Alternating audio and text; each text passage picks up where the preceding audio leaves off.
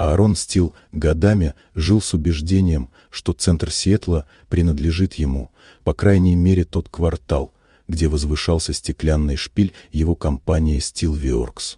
Он воспринимал окружающих как часть интерьера своей жизни, а жену Айви Беннет как безликий фон. Когда он решил избавиться от брака ради молодой сотрудницы, был уверен, что Айви исчезнет тихо и незаметно. Неожиданностью для него стало открытие завещания ее отца, Мартина Беннета. Человека, которого Аарон считал скромным ботаником, оказалось владельцем обширного земельного фонда по всему штату Вашингтон.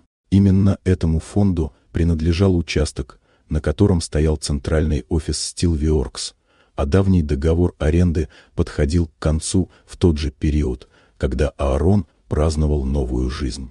Единственной наследницей стала Айви. С получением прав на земле к ней перешли и старые долговые документы, которые обязывали Аарона немедленно закрыть крупные финансовые обязательства. Его компания в считанные недели потеряла стабильность, инвесторы отступили, а сотрудница, ради которой он разрушил брак, исчезла вместе с частью средств. После банкротства Steelworks покинула свое здание.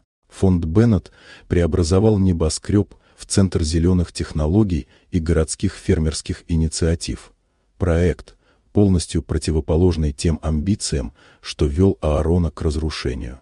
Сам он вскоре оказался в дешевом мотеле на окраине Сиэтла, пытаясь удержаться на плаву сомнительными сделками. Одна из них завершилась арестом и обвинением в мошенничестве. Уже из камеры окружной тюрьмы он увидел репортаж об открытии Беннет Грин Хаб, выросшего на месте бывшей штаб-квартиры его империи.